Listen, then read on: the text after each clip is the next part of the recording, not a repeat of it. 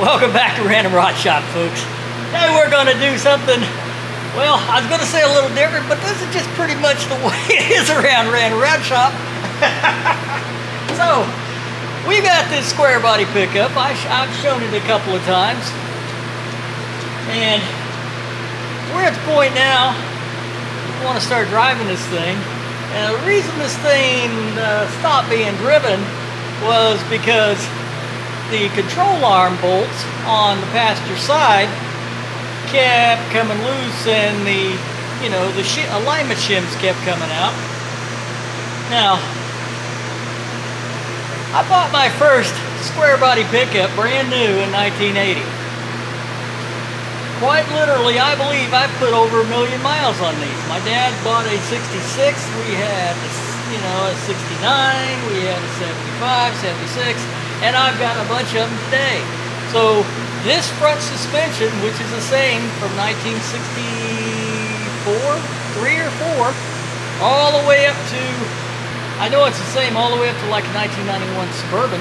You know, they changed the body styles for pickups in 88, but the Suburbans carried it over. So these things got lots of miles on them, and I have never had those control arms to come loose. Now, I went searching YouTube, and I found one guy that, apparently it's happened before. He had welded, the solution was he welded the alignment shims together. I can tell you, they're not supposed to come loose. And this pickup didn't have a rough life. This pickup wasn't a farm truck. This truck just went back and forth to town. We got some dirt roads, and so it wasn't just highway driving, but this truck's had a whole lot better life than a lot of them we've had, and I've never had them come loose. So today, I've got new upper control arms, I got lower ball joints, lower control arm bushings, got tie rod ends, got all the new stuff. But we're going to take this thing apart piece at a time. And it only happened on the passenger side. Control arm bolts on the driver's side never came loose. My suspicion is I got a ball joint that's not happy, but I don't know that. So we're going to take this thing apart. I'll get the camera around, and if you've never done this, I'll try to highlight the things you got to do. Normally, you don't have to take the caliper off.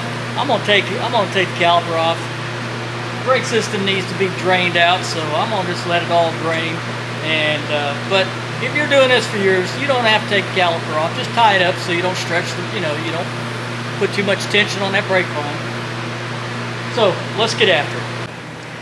All right, I've already got the wheel off of it. I got a jack underneath the cross member, and this jack's gonna go under the A-arm, so when I pop this ball joint, right, the spring don't jump out at me. That's the biggest thing about working on these suspensions, is you need to make sure that you pay close attention to hanging onto that spring. In my case, I leave the nuts on the ball joints, loosen them up, pop the ball joint, and then make sure I got the jack under it.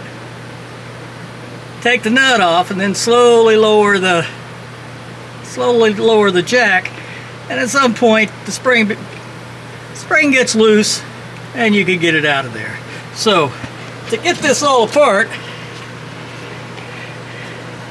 you take the sway bar loose, these two bolts here, take the tie rod loose here.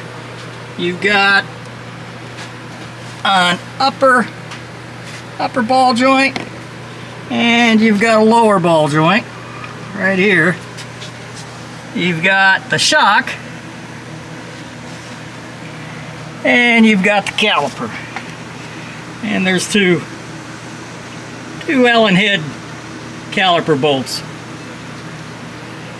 So I'm going to put you on the tripod back here, and I'm going to get after taking some nuts and bolts off.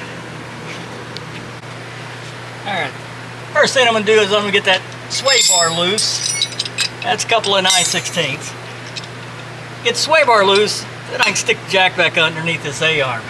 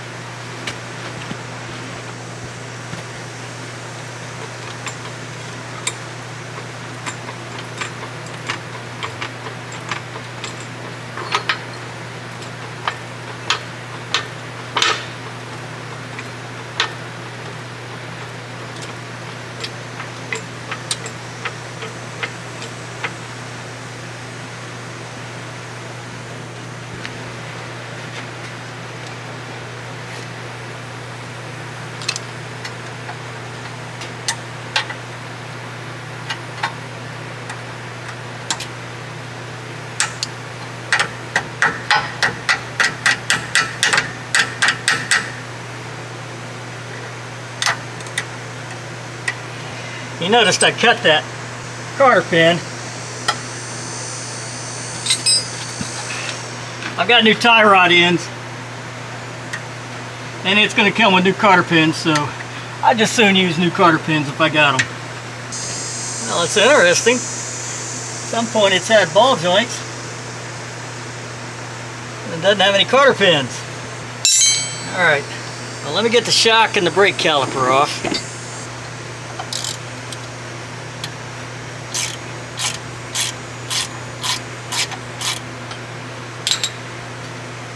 So it's just got a, these are pretty standard caliper bolts for GM anyway. Got a Allen head in the top of it.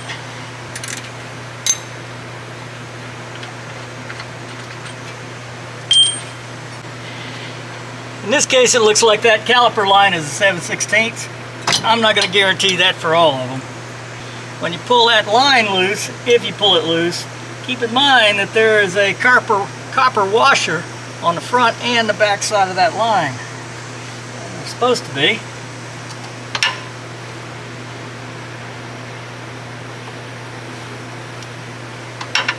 So there's the one.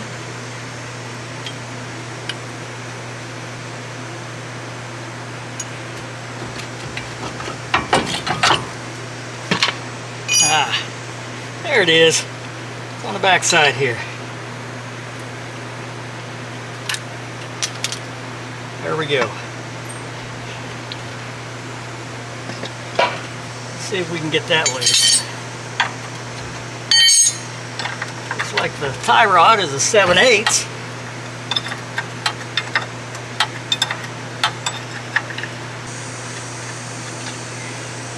Sometimes you can just hit the bottom of the tie rod, you know, with a hammer. So screw the nut on backwards so you don't mess up any of the threads.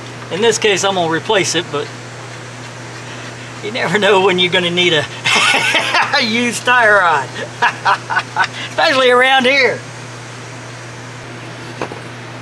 Let's see if it'll come loose.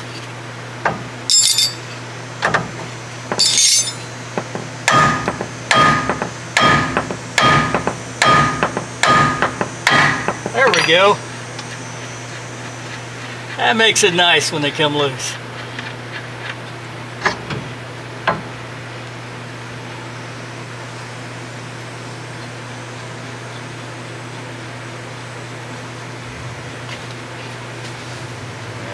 I think I'll go ahead and get the shock off.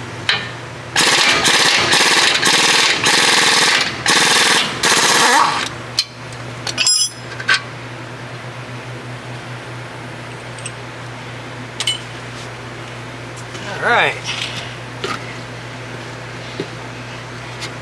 let's get this turned around here. So I need to get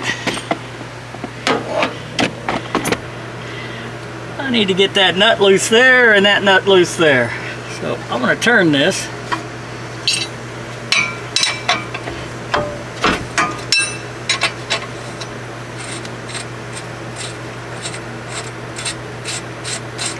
And initially I'm going to do the same thing. I'm going to turn the nut over. I'm going to whop the top of it to see if it might just come loose.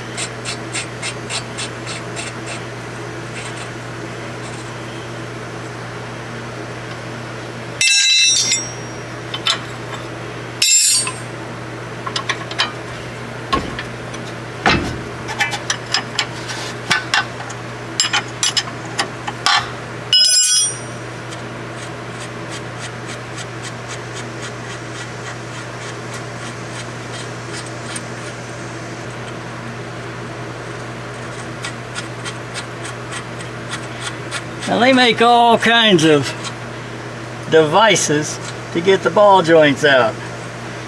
Right? Probably, in my mind, kind of one of the neatest ones is the one that's got almost like a turnbuckle here, so you can screw it out and put pressure on both of those. Then you take a hammer and you whop both sides of the knuckles here. The reason hitting those knuckles works is because the ball joints are tapered. So when you whop it, you know, forces try to push it apart. Let me go get a drift. Also, I better drop this jack just a little bit so I got some play.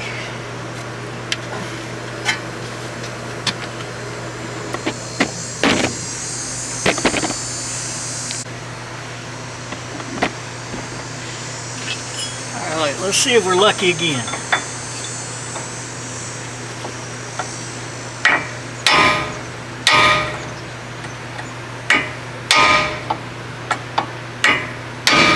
Oh, that came out. Hot diggity.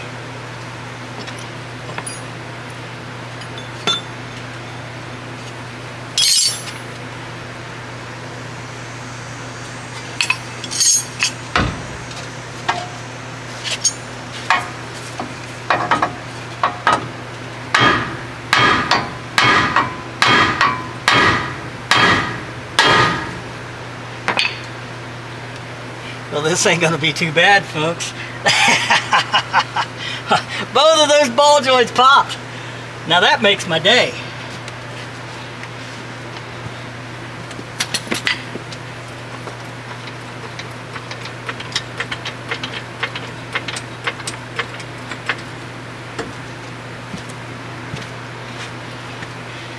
Jack that jack up so we got some tension on this thing again.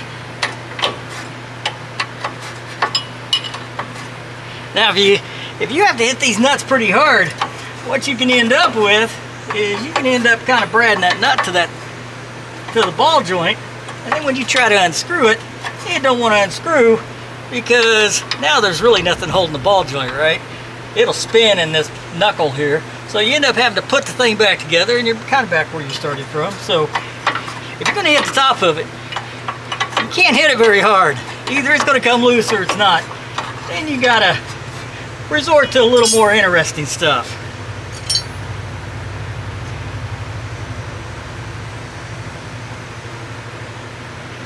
Well, it doesn't look like I've relieved all the tension yet. Let me jack this up some more.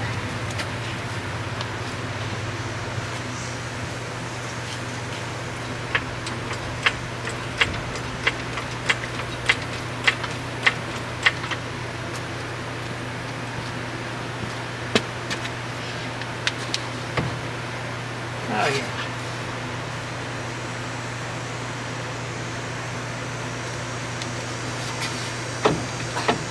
All right, now it's all good to go. I just want to make sure that spring doesn't jump out and try to catch me.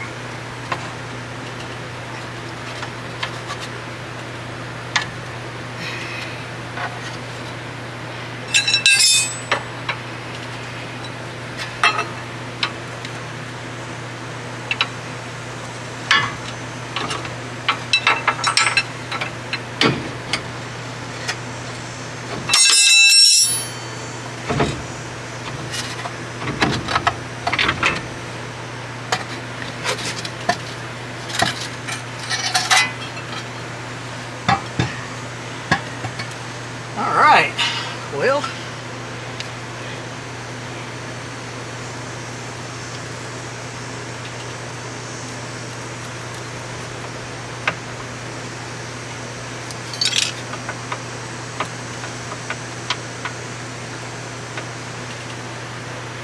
let's get these boots off here and let's have a look.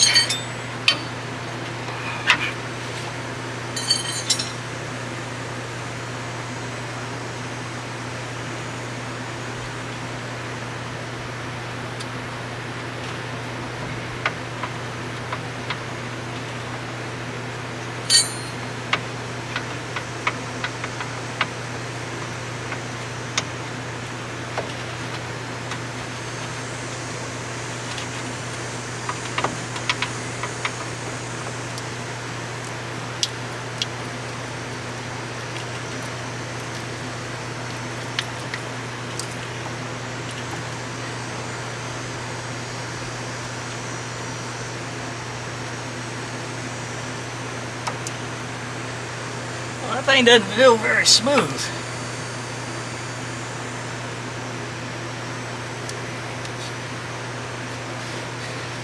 Let me go ahead and get this brake line loose.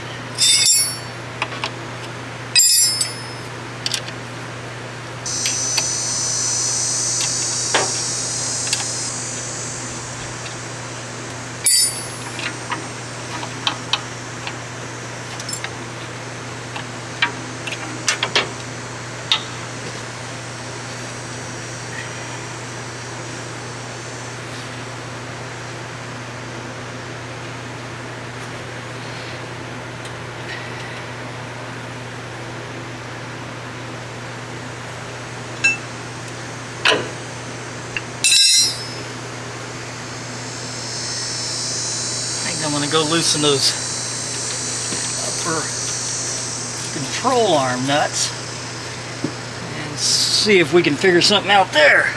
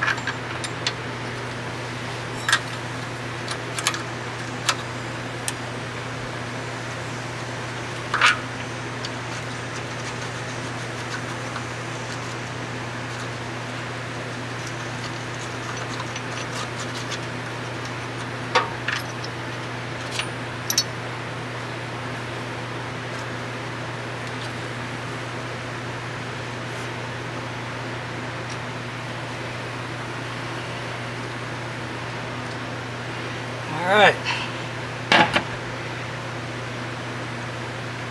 Well,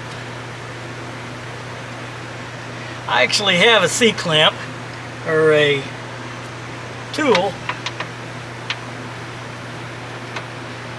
to get that ball joint out of there. The ball joint's not smooth.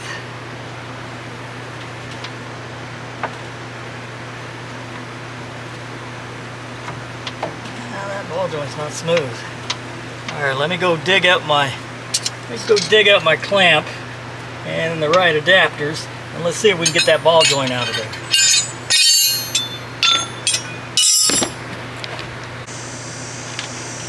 Well, I couldn't find all of the pieces, so I found this, and basically a big hammer and you know, something to support the bottom of it so that when I hit it, all the force is going into knocking the ball joint out. So in this case, I stacked up some wood and some steel, and anyway, ball joint's out of there. I'm gonna jack this thing back up. We're gonna get this out, and we're gonna go in the bench and kind of have a look at this stuff.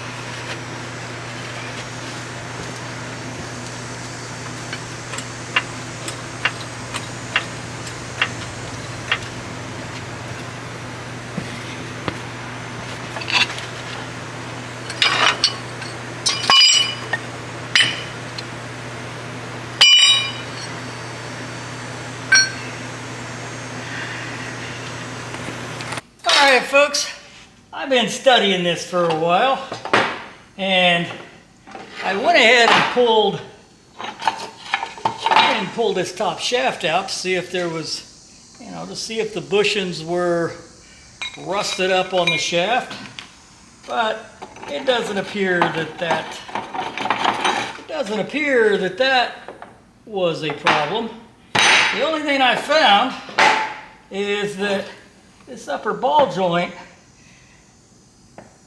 isn't smooth. And this one here is the same way. It's like it's got some divots in it and it catches. I don't know if that's enough to do it or not. But at this point, we're going to stick on the new A-arms and see if it works.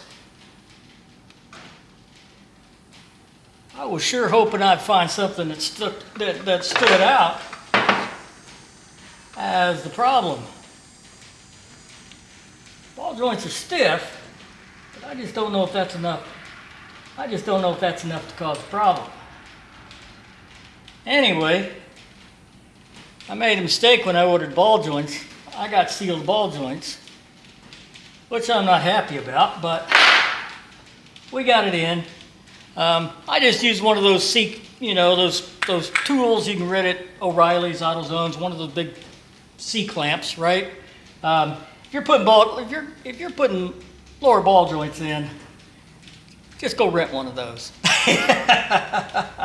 It's not that you can't put them in with a press or a vise or a hammer, but you can. Those C-clamps will make the job only a couple of minutes. All right, I'm gonna move this camera back outside, and we're gonna put this thing back together. All right. Well, let's get her done.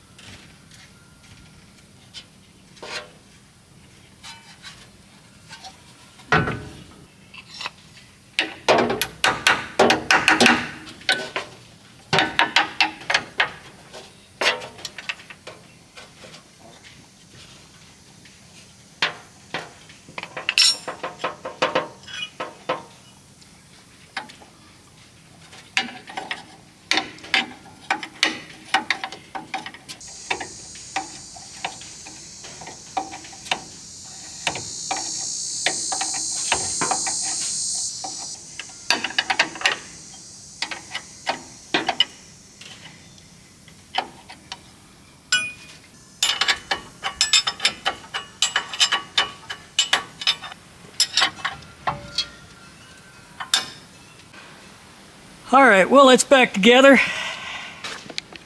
Before we close out, see what I picked up?